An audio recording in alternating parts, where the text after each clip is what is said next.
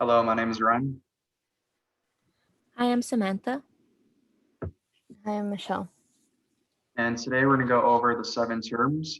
Each of us decided to go on pick 2 terms, and then one of the terms we're all going to talk about together.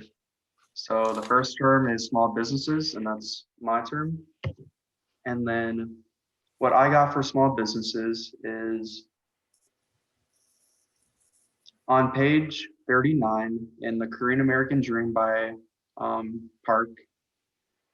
They talked about the American Dream, and that was one of the influences that Koreans came over to America to start businesses. On page 39, it said the Korean American dream is a belief that success can come more easily in America than in Korea. And this might have to do with a lot of factors contributing to the gravitation of Korean immigrants. Until recently, Koreans were in isolation and therefore had native views of the outside world, including the United States, engagement in small business activities in the United States, and then the Korean American dream is focused on freedom and equality, and that's another reason why they came.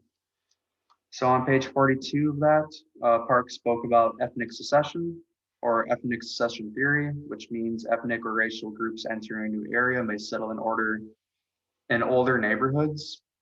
And we kind of talked about this, like people who've been here for a long time, they leave to get newer and bigger things. Koreans kind of took over the smaller parts, and that's how they, you know, managed to get new small businesses that way too. Another important factor on page 43 of the same text is the segmented labor market in the United States. And this model argues that workers are separated into two or more labor markets with different job characteristics and outcomes. Immigrants, particularly ethnic groups, are regulated on to the secondary labor class, what I was saying before. Um, some things that happened in small businesses was language and cultural barriers and untransferable skills in education. Unless you had a doctor's degree or an engineering degree, it was very difficult with the education you had. Plus, I feel like a lot of Koreans did not like working with colleagues who are Americans. They probably got it's probably just hard to talk to them, and there's just a lot of stress on their part. Mhm.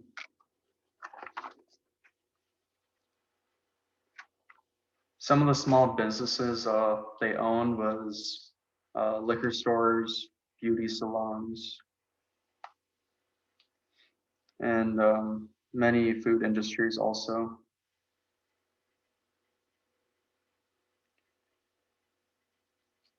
Let's see.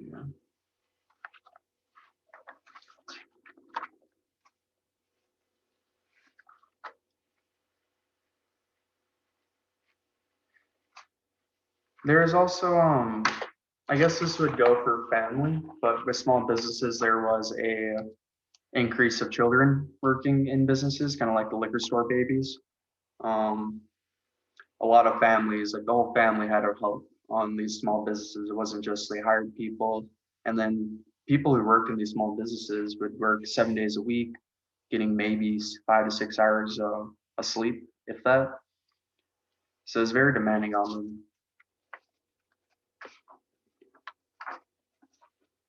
So that's all I have for small businesses. If you guys want to move on.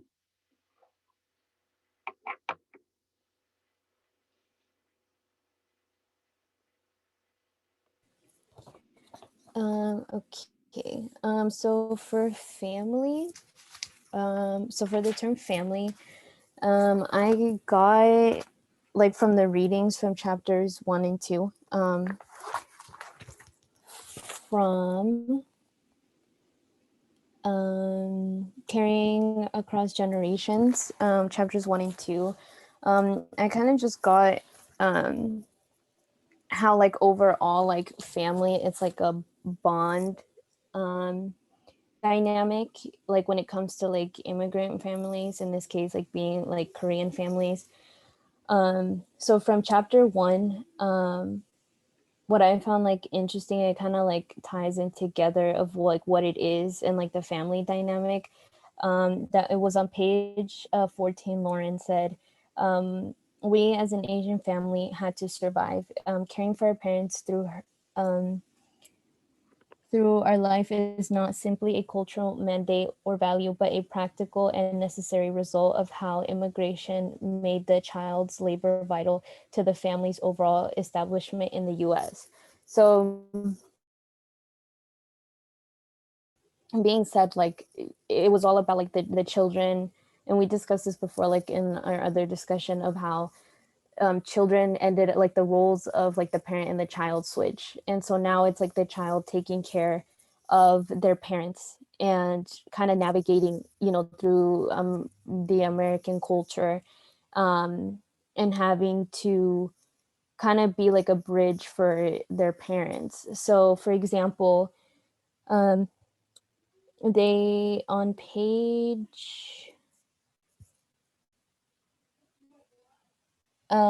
17 of chapter 1, it said, children are aware of the difficulties their parents went through and try to help by education, financial, or family business. Um, so the way that children, like, you know, I said, they would help their parents, you know, in education, in the sense of like, you know, they would get, you know, these good grades to kind of like, you know, soothe the parents' feelings. Financially, like if, you know, they had to work, you know, another job in order to like bring more financial stability to the household, or if their parents had a family business, then they would go and help in that business. And sometimes, you know, they didn't even want to do that, but they're like, you know, we have to, you know, help our parents somehow.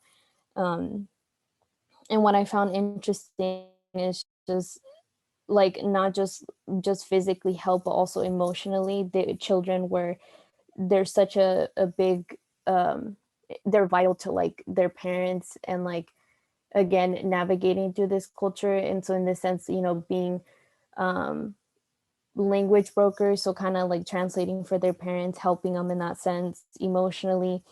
Um, as mentioned in page 20 of chapter 1, like the daughters would empathize with parents. um I mean daughters, yeah, would empathize more like emotionally with their parents, while like the sons would usually bring in, you know, like the good grades and be like an example like within school.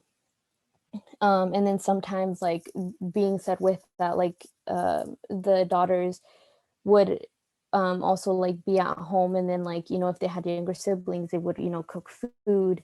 They would clean the house like while their parents would be out, you know, working and stuff like that. So not just physically but emotionally, you know, they were there for their parents.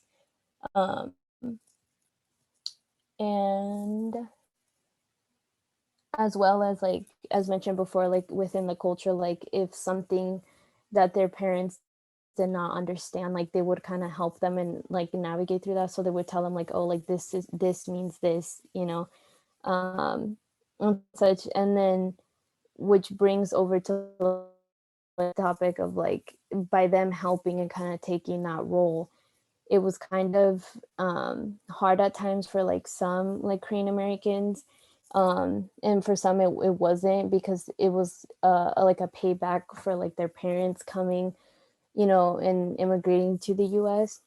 But then like on chapter 2 it explains, you know, how like some Korean like American children, like, you know, they were all for, you know, following what their parents wishes were for them, but then others, you know, didn't want to do that. They kind of wanted to live in that like individualism, um instead of the collectivism mentality that Korean culture has. um and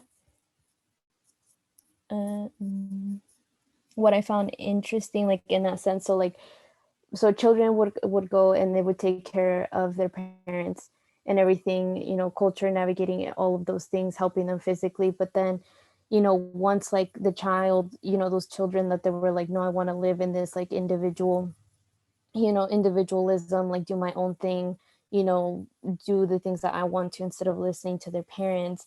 their parents would, either like disown them. Like, for example, on page 54, one of the people that were interviewed, his name was Richard, he said, um, they, um, he says, they have supported me, but I have not disowned me.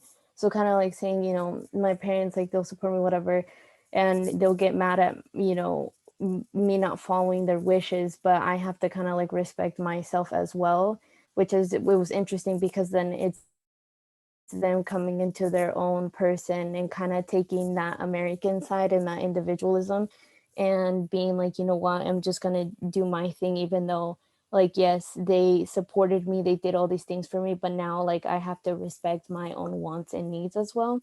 So like overall, just like in that family, like you just see like all these dynamics and like how they followed like their parents' wishes and then some didn't. And yeah, so that's why I got for family. Okay, so next is gender.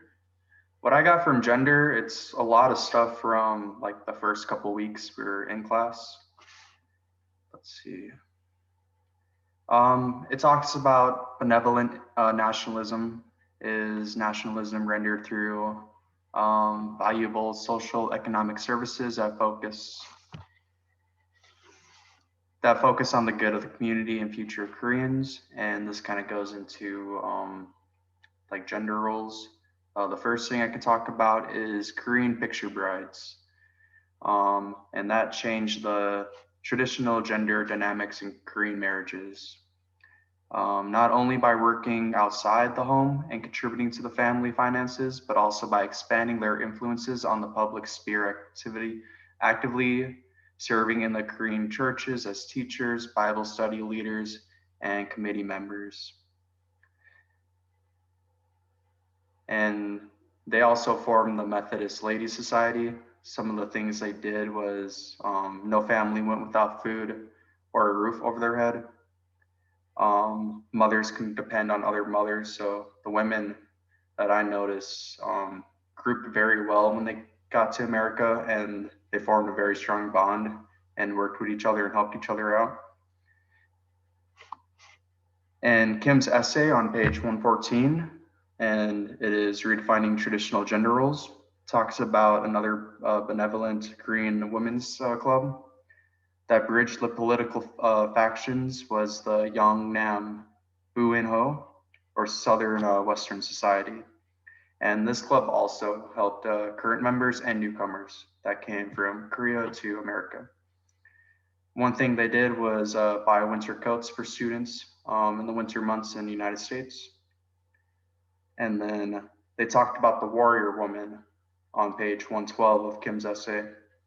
And it stated, and she's one of the women who actually started the Women's Relief Society, giving to the needy in times of their distress and to promote the mutual human interests, understanding the friendships among the Korean and Americans, and to encourage the fair and equality and other social activities, promoting the spirit of good fellowship among its members.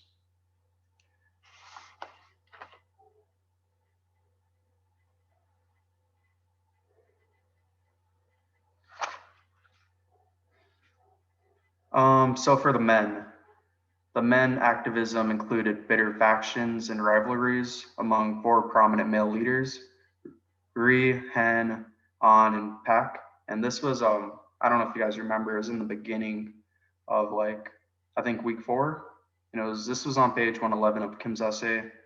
And so Pak, he created the Hawaiian Korean National Society and invited Ri. However, his positive relationship turned negative between the two, and they couldn't agree on anything.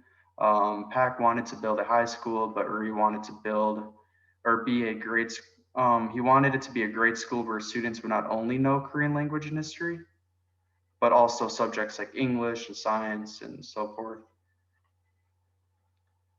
And he actually won, and he actually got what he wanted. So it seemed like between the men and women, the men argued a lot more between like fractions in societies over the women, and the women actually work together. So that's some of the gender differences I saw.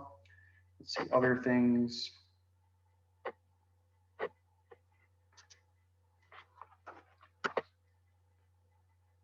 I think I was just under the impression only young men and women with children came to America. And this was from chapter 1, pages 5 and 6, talks about her extended family, grandparents, uncles, aunts, because not a lot of them actually came over, just the family itself and their kids. In the old traditions in Korea, men worked, women stayed at home, and elderly folks could usually handle being a teacher, Bible study leaders, and committee members of organizations. But what I noticed is none of the elders actually decided to come to America from the readings we read. It was usually just the father, mother, and the kids. So I think this is one reason why women took upon themselves to become the teachers, the Bible study leaders, the committee members of organizations, because the elderly wasn't there. Someone had to step up and take on those roles. And I believe the women were perfect for the job while the men can continue to work and provide for their family. And that's what I have for gender.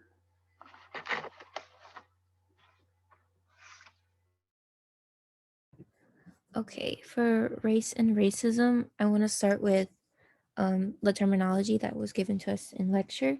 So, race was defined as any people who are distinguished or consider themselves distinguished in social relations with other people by their physical characteristics. The next term is racialization, which is the extension of racial meaning to a previously racially unclassified relationship, social practice, or group. And the third is racism, a system of advantages and disadvantages based on race. And I wanted to add that that quote comes from David Wellman, and that the author that we read this from, I believe, was Tatum in her essay. Um, it said that Wellman's definition is preferred by Tatum because the idea of systematic advantage and disadvantage is critical to understanding how racism operates in American society. So I'll start talking about the root causes of racism against Koreans in America. When it began, well, Korean Americans began to immigrate to the U.S. in large numbers since the 1960s. Um, like a lot of other immigrants, they brought money with them to to start their new lives here. Uh, During the 1980s, 65% of Korean immigrants own small businesses like fruit and vegetable stands, dry cleaners, and liquor stores. Um, so the tensions started when, as Black Americans wanted to have their own small businesses in their areas. So when Korean Americans started having their businesses in Black areas, it caused like tension, and um, yeah, it caused tension because of that. Um, the influx of Korean-owned small businesses gave Black Americans the impression that Korean Americans were given preferential treatment by the government. So moving on to the LA riots or the civil unrest of 1992, it's when um uh in oh my gosh, I'm trying to like get this all together. So in March of 1991, the year before, four white police officers beat Rodney King, and the assault was caught on video. And a year later, all the officers were acquitted of the crime. So this was something that lit a flame in Black Americans, like against regarding the U.S. justice system. So many took to the streets in protest to protest, and this led to a lot of riots and lootings. And as we know, like the a lot of Korean liquor stores were Korean small businesses were being targeted in this time. Um, let's see. By the end of all of this happening, about 2,300 Korean owned businesses were destroyed, creating nearly $350 million in damages in just 5 days. Um, okay. Let's see what else. Um, So we know that for Korean Americans, like a lot was to be lost at this time because their businesses were like their livelihood. So if they didn't have their businesses, like they were gonna go broke, and like their whole reason for coming over here for like a better life is like practically like shut down. And I remember, I don't know if you guys remember the pictures in class where you could see from lecture where you could see like the Korean men on top of like the buildings with like their guns out. And yeah, I'm pretty sure I wasn't born yet, so but I'm pretty sure it was like a pretty crazy time. Okay, and then I want to go over um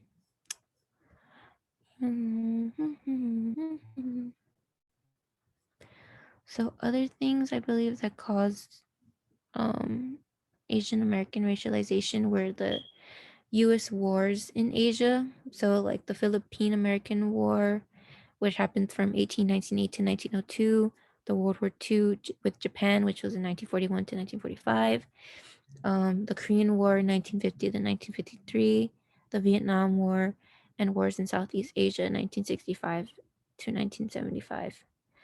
Um, and there's a note here, even though legal exclusion and discrimination against Asian Americans was officially over, the ideology behind the laws remain entrenched in the present and continue to shape people's attitudes towards Asians and Asian Americans. So, like some legal exclusions, some examples of legal exclusion of what was that? What am I trying to say? Sorry, I keep messing up. Legal exclusion was one of the first projects of racialization of Asians. And some examples are the 1875 Page Law, the 1882 Chinese Exclusion Act, the 1907 to 1908 Gentlemen's Agreement, the 1917 the Asiatic Barred Zone Act, 1924 National Origins Act, and the 1934 um, Tidings McDuffel Act. Um, what else can I go over? Some contemporary examples of projects of Asian American racialization. The model minority idea, that how Asians are, good at school and they're successful, and if they're anything like but that, they're like considered. I don't think we use bad Asian. We use bad Korean, but that could be a thing. They viewed as like bad Asians because they don't fit the standard. And another contemporary example could be the COVID-19 pandemic. Like we saw this past year how discrimination against Asians like went up like really high. Like we're hearing different news stories about attacks on an Asian person like every other, I don't know, every other week, every other day. Um yeah, so that's something to note. And I believe that's all I have for race and racism.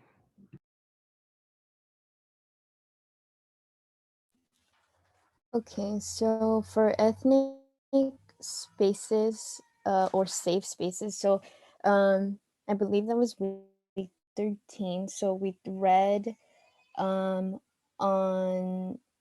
From Ethnic Island to Transnational Bubble by Edward Park, and then Introducing Koreatown, Stephen Cho, and Political Tour of Koreatown and by Jessica Kim. So to start off with, starting off with Edward Park, it starts with the definition is ethnic Islam. So it's ethnic island, isolated and insulated view of a community of Korean residents and businesses, and it's going towards, or it's transitioning towards transnational bubble, which transnational bubble is infusion of South Korean capital. So to start out with, going from an ethic island to transnational bubble. So to start out with in the reading, it is mentioned on page 2 how Korean Americans were born out of the ashes of the LA riots. So it was technically like saying like, okay, Koreatown was created. It was this like safe space, right? That it was created by Korean Americans because of the racism that they had faced like during like, those riots, and what came out of that. Um and how like this safe space came about was, through their community, as well as South Korean, money coming in and supporting Koreatown in order, they supported them by, putting like money into their town, and then they were able, to build like these cafes, these bars, these restaurants, these hotels, and such, right? And so it went from like people like the community, like people in the community having power now to like, these uh, company like based organizations, right? And developers and bankers and all that. um the problem, so it created like this safe space, right? But then the problem that came about that was that like a lot of um let's see. Okay, but before stating like the what the problem caused, but uh in terms of like consuming and such, a lot of it went from like this like bubble, like so only like Korean Americans, and also like um Latinos, like some Latinos that lived like within Koreatown. It went from like them, living in just like, consuming within like Koreatown. Now it became like this, it went from like being secluded to now like through like other people like that are not Korean or, Latino, now got introduced to Koreatown through food. And essentially that's what brought all these other people to come and visit Koreatown, for, they considered it like the foodie movement. And because they were also looking for authentic, spaces and cuisines. It opened like, now Koreatown to all these other people. So then that's, when they started coming in. um and I believe that in the reading of Introduction to K-Town, um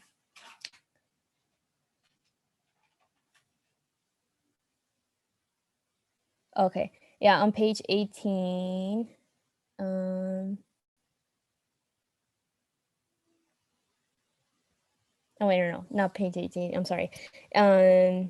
No, yeah, page 18. It talked about how the K-Town cowboys, that it acts as a consumptive frontier space.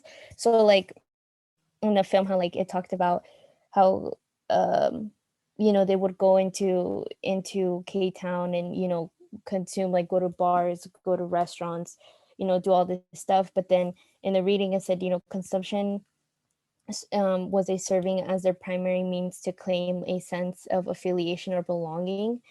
um like here, or like at least like in Koreatown, and like saying like, yeah, like we're here, we belong here. So like even like within like Korean Americans, consuming in Koreatown, it was kind of like a safe space, and like to say like, okay, I do belong here. There's nothing wrong, like this is the culture. And like now people are kind of taking it, and they're actually exploring it as well.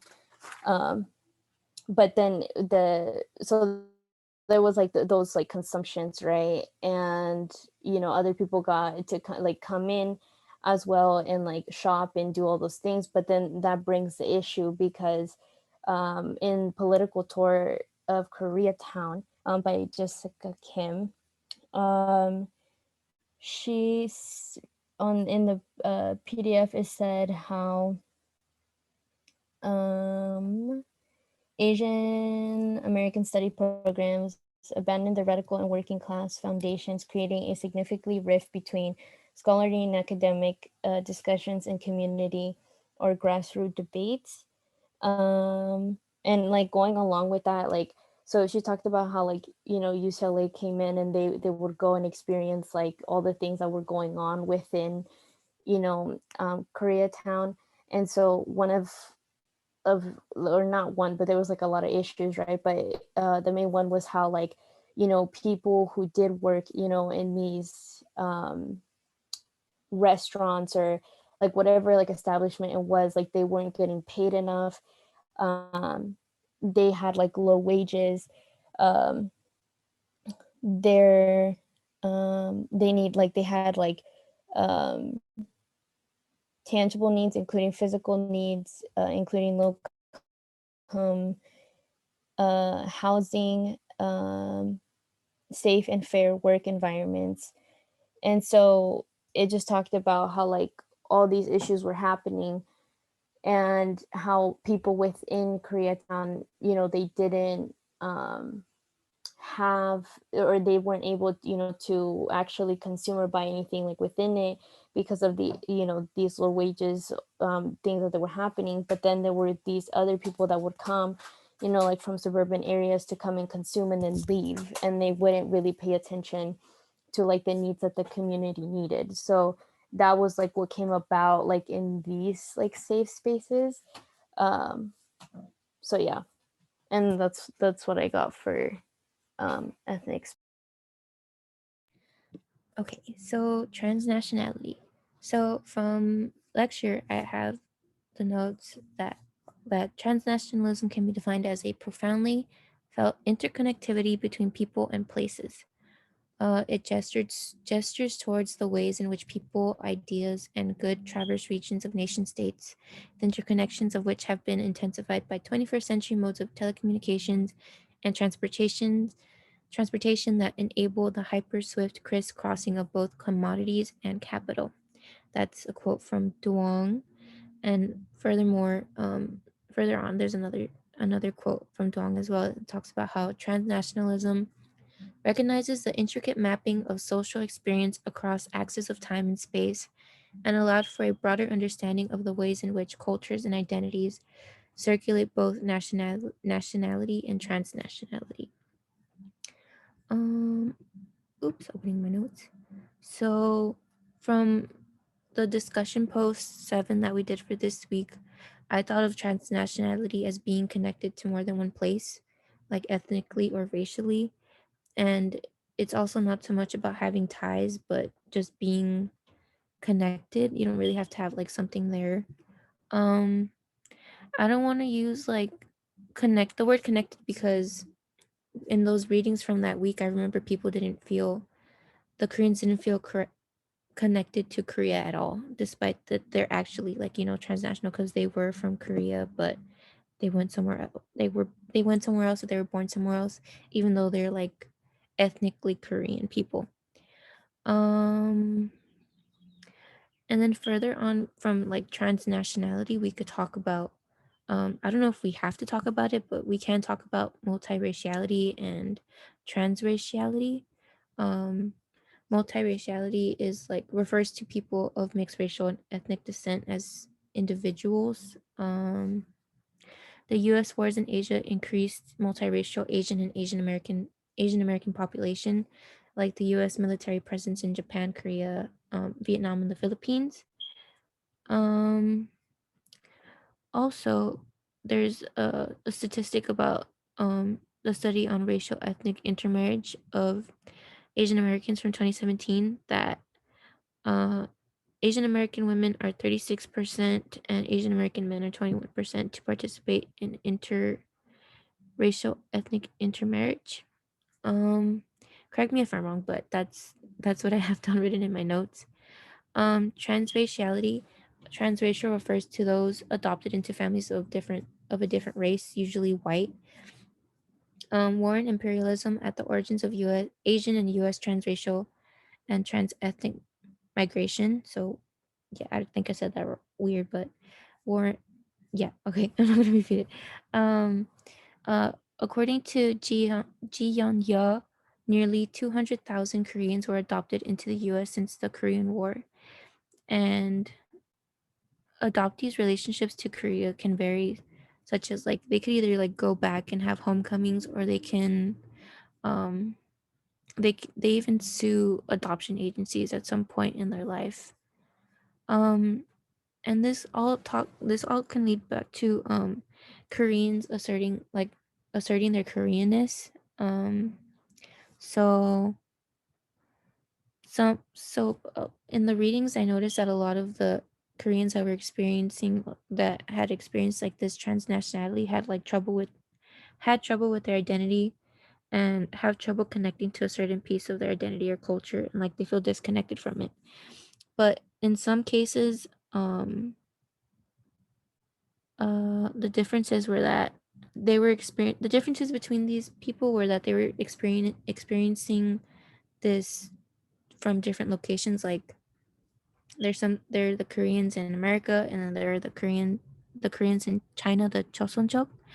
And um from this we read a lot about how they Da-da-da-da. Sorry, looking for more notes. Um da-da. Like for example, from the Zonner reading, The Crying in H Mart, there was a quote that said, "I can hardly speak Korean, but in H Mart I feel like I'm fluent." Another quote, "I'm collecting the evidence that the Korean half of my identity didn't die when her mother and her aunt did." So in this scenario, Zonner asserts her Koreanness by going to H Mart, like being able to read Korean characters, and I guess consuming Korean food helps her to connect with her Koreanness. Um, Another thing on transnationality. Um, okay, and another thing on transnational, the interconnectedness of people and multiple places. Um, it transcends the singular nation state and allowed people to forge and connect and identities across multiple nations. I think that was just a repeat of something I had already said. Um, and I wish I could show it, but I also have I think there was a figure that the professor had in lecture. It's rejecting tidy separated categories like from race, ethnicity, nationality, and affection. So like race is what you look like, ethnicity is what you practice, nationality is political membership, and affection is what you feel connected to. And I have notes on something from here. Cultural.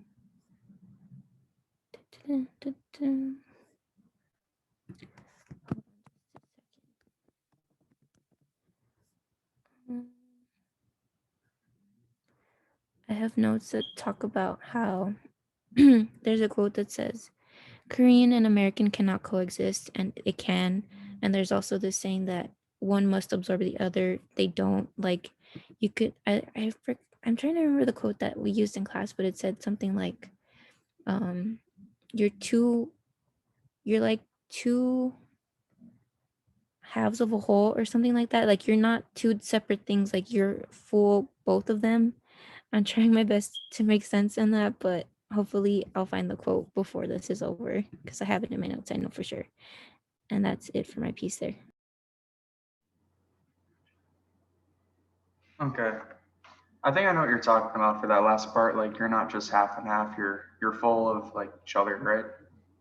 Yeah, I had written it down, but I don't have it with me. Yeah, I think the professor said that too. I remember. Okay, so I can start with citizenship. I'm kind of gonna go on to like the Korean War and picture brides, military brides, etc. So, you moved by war on page 278 mentions the many different immigrants that arrived as a result of the Korean War. Military brides, adoptees, labor immigrants, political exiles, and international students all fell category to the refugee immigrants and those soon to become like citizens of America. They had it very rough. Um, but most of them were military brides and adoptee immigrants. And at 1950, more than 100K military brides have immigrated to the United States. And a lot of military brides even invited at least one family member to the United States to even add on to the citizenship. I'm under the impression military brides and picture brides have similarities and differences. They both established communities to look out for one another. Picture brides created clubs and societies. The Southern Women's Society, like I mentioned before in Kim's essay, held events from former Korean picture brides who were widowed and the You Imagine communities on page 227.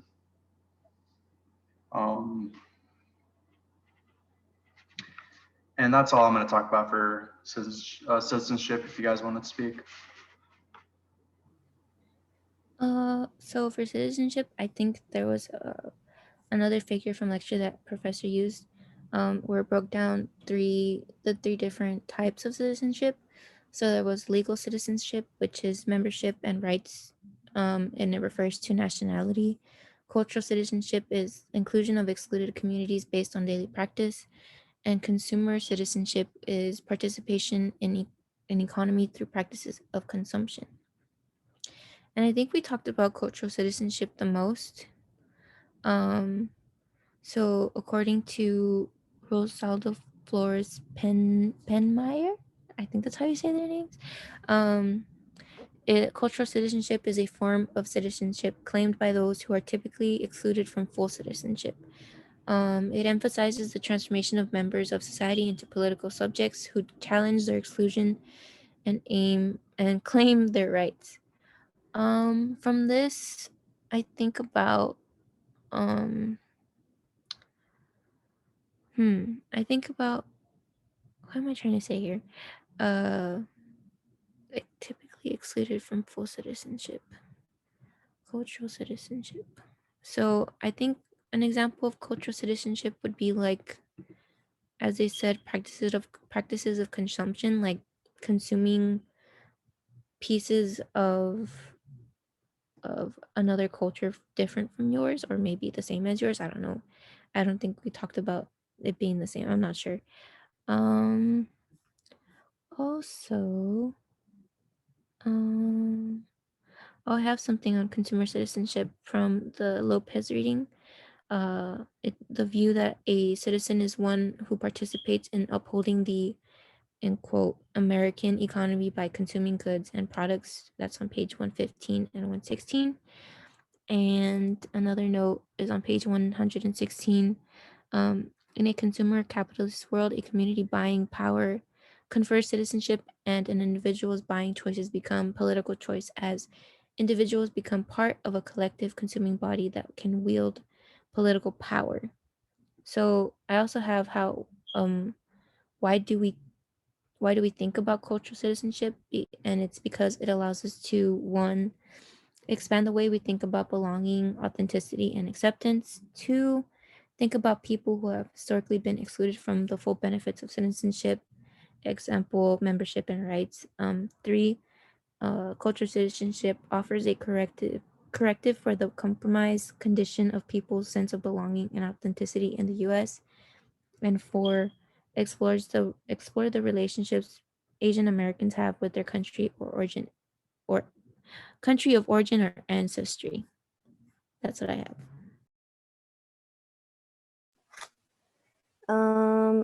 Going back a little bit on what I have for legal citizenship, because I know we talked a lot about cultural citizenship and then consumer citizenship, but just for legal citizenship, it confers to nationality and belonging. Some communities are excluded from full benefits of citizenship based on race, ethnicity, class, sexuality, and legal status.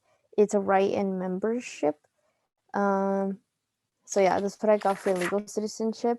And for cultural citizenship, on the Lopez reading, I got on page, I believe 113, it says cultural citizenship is ultimately connected to media practices and images in order for individuals to feel like their culture practices are accepted and that people like them are included within the nation.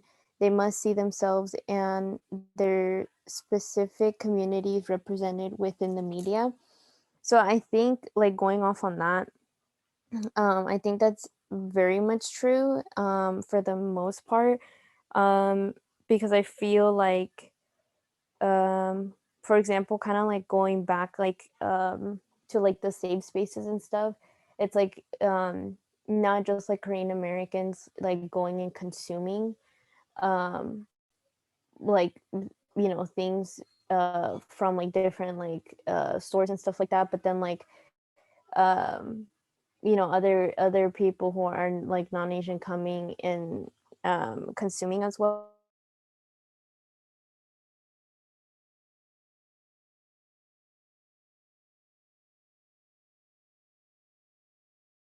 um and being represented in like, I think like a very big um example now like that we can put is just like, how K-pop, came into like the mainstream media, and then how like now that's like becoming like, that's like, their representation and stuff. So it's kind of like a gateway, and then they're like consuming more, right? um so, and also like within like the culture citizenship in the Lopez reading, he mentioned about how Asian American media activism was fighting for cultural citizenship. So like, an example, it examines the multi prolonged relationship between media representation and culture citizenship, um, and how poor representation inhibits cultural citizenship, and how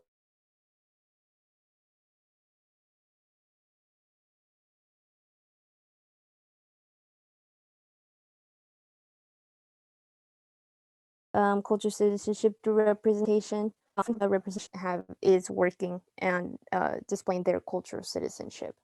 Um, and yeah, because everything else I kind of got like the same as you, Samantha, from the Lopez reading.